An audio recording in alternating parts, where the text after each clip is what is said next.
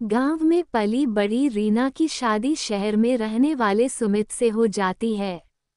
रीना अपने पति सुमित और सास सरला के साथ खुशी खुशी रहती है। गरीबी में पली बड़ी रीना एक जुगाड़ू लड़की थी और हर काम में उसके जुगाड़ लगाने से उसकी सास बड़ी परेशान थी।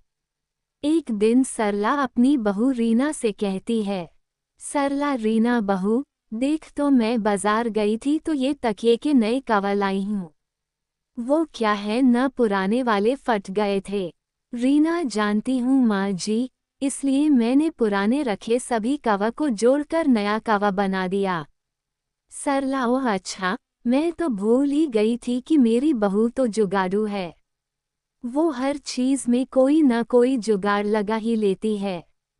अच्छा, अब इन नए कवर को अलमारी में रख दे, कोई मेहमान आएगा तब निकाल लेंगे। इसको ऐसे ही कुछ दिन बीत जाते हैं। फिर एक रोज सरला और सुमित डिनर करने के लिए बैठे होते हैं। रीना गर्मा गर्म रोटी पकाकर उन्हें खिला रही होती है, लेकिन थोड़ा वक्त बीत जाता है तो रीना रोटी लेकर नहीं आती। तब सुमित उसे आवाज देते हुए कहता है, सुमित अरे रीना कहाँ रह गई, जल्दी रोटी लाओ न, मेरी रोटी खत्म हो गई है। उधर रसोई में रोटी पका रही रीना सोचती है, रीना हे भगवान, इस गैस सिलेंडर को भी अभी खत्म होना था। उधर माँ जी और सुमित जी रोटी का वेट कर रहे हैं।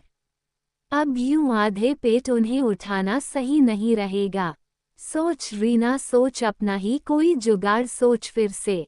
इतना कहकर रीना छत पर रखी कुछ लकड़ियां ले आती है। फिर 4 ईंटों का चूल्हा बनाकर उसमें रोटी सेकती है और फिर गर्मा गर्म रोटी पकाकर सबको खाने को देती है। फिर अगले दिन सुबह सरला अपनी बहू की मदद के लिए रसोई घर में जाती है तो देखती है कि उसकी बहू बर्तन राख से धो रही होती है। सरला अरे बहू, ये क्या कर रही है तू, राख से बर्तन हो रही है। रीना हाँ माँ जी, अभी देखिएगा सारे बर्तन कैसे चमक जाएंगे। अरे हमारे गांव में तो साबुन कहाँ होता था, हम तो राख से ही बर्तन धोते थे। बर्तन में भी चमक आ जाती है, साथ ही साबुन के पैसे भी बच जाते हैं।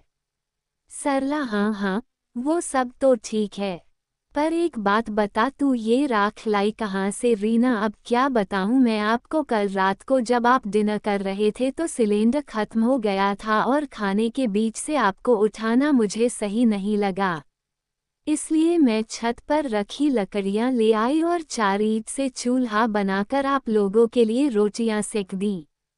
सरला हे भगवान बहू, तुझे पता भी है लकड़ियां कितनी महंगी हैं। वो लकड़ियां तो मैंने लोरी पर जलाने के लिए रखी थी और तूने उनसे चूल्हा जला दिया। रीना अरे माँ जी, खाना खाओगी तभी तो लोरी देख पाओगी न। सरला अरे मेरी जुगाड़ू बहू, घर पर एक और सिलेंडर भरा हुआ रखा था, तू उसे लगा लेती। रीना माँ जी, आप तो जानती ही हैं मुझे सिलेंडर लगाना नहीं आता और खाने के बीच आप लोगों को उठाना जरूरी नहीं समझा। सरला कह तो तू बिल्कुल सही रही है, मैं तो भूल ही गई थी कि मेरी बहू को तो सिर्फ जुगाड़ लगाना आता है, दिमाग चलाना तो उसे आता नहीं। ये कहकर सरला वहां से चली जाती है। फिर एक दिन सुमित को ऑफिस जाने के लिए देर हो रही होती है तो वो जल्दी में नाश्ता करता है। तभी पास में रखा पानी का गिलास उसके फोन पर गिर जाता है। सुमित ओ नो, ये क्या हो गया। रीना क्या हुआ सुमित जी। सुमित मेरे फोन में पानी चला गया और अब यह 1 हफ्ते के लिए बंद हो जाएगा। मेरी तो मीटिंग थी, साथ ही मुझे अपने क्लाइंट्स को कॉल भी करना था। कुछ समझ में नहीं आ रहा कि क्या करूं। रीना आप चिंता मत कीजिए, मैं आपका फ़ोन 1 दिन में ठीक कर दूंगी, तब तक आप मेरा फ़ोन इस्तेमाल कर लीजिए। सुमित क्यों, तुम क्या 1 दिन में कोई जादू करने वाली हो क्या। अच्छा मुझे देर हो रही है, फ़ोन दो, उसमें अपनी सिम लगा लेता हूँ। सुमित के ऑफिस जाते ही रीना उसके फ़ोन को आटे के कनस्तर में डाल देती है। अगले दिन रीना सुमित को उसका फ़ोन देती है तो वो जैसे ही फ़ोन ऑन करता है तो वो पहले की तरह ही काम करना शुरू कर देता है। सुमित, अरे वाह रीना, अब तुमने कौन सा जुगाड़ लगाया इसे ठीक करने में? रीना जी, आपके फ़ोन में थोड़ा पानी चला गया था, इसलिए मैंने इसे सुखा दिया आटे के कनस्तर में डालकर। इसी तरह ऐसे ही रीना हमेशा किसी न किसी तरह अपना जुगाड़ लगा ही देती थी और अपने घर वालों की मदद किया करती थी। ऐसे ही कई महीने बीत जाते हैं। फिर एक दिन सरला मच्छरों को भगाने के लिए कछुआ छाप का धुआं सारे घर में कर देती है, जिससे कि सुमित का गला बंद हो जाता है और वो कुछ बोल नहीं पाता। रीना, सुमित जी, आज संडे है, बताइए तो आज आपके लिए खाने में क्या बनाऊं? सुमित कोई जवाब नहीं देता। रीना, कब से पूछ रही हूँ, आप कुछ बोलते क्यों नहीं? इसके बाद सुमित उसे एक पेपर पर लिखकर देता है कि घर में माँ ने कछुआ छाप जलाई थी। मुझे उससे बहुत एलर्जी है, जिस वजह से मेरी आवाज़ बंद हो गई है और अब इसे खुलने में 3 से 4 दिन लग जाएंगे। रीना, क्या 3 से 4 दिन? आप देखिए, मैं आपका गला एक दिन में कैसे ठीक कर देती हूँ। मैं काढ़ा बना कर लाती हूँ, उसे आप दिन में 2 से 3 बार पेंगे तो जल्दी ठीक हो जाएंगे। ये कहकर रीना किचन में काढ़ा बनाने चली जाती है। दूसरी तरफ सरला को याद आ जाता है कि उसके बेटे को तो इस धुएं से एलर्जी है। सरला, हे राम, आज मेरे बेटे को मेरी भूल की वजह से काढ़ा पीना पड़ेगा। वो किचन में जाती है और रीना से कहती है, सरला, अरे बहू, ये तू क्या कर रही है? सुमित को जब तक डॉक्टर की दवाई दिलवाकर नहीं लाएंगे वो ठीक नहीं होगा।